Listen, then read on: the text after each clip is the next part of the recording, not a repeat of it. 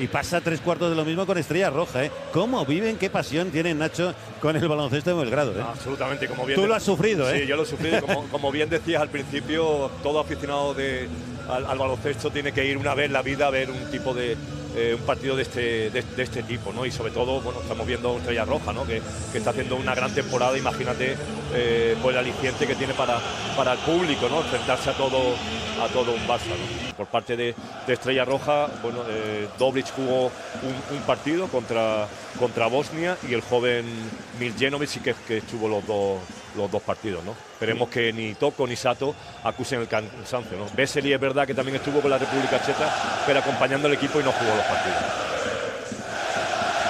Madre mía, qué espectáculo. 21.000 espectadores caben aquí. No cabe ni un alma más. Vaya partidazo de los que le gustan jugar a todo el mundo, incluso aunque seas el rival del Estrella Roja. Comienza el partido. La primera pelota para el Estrella Roja de Belgrado.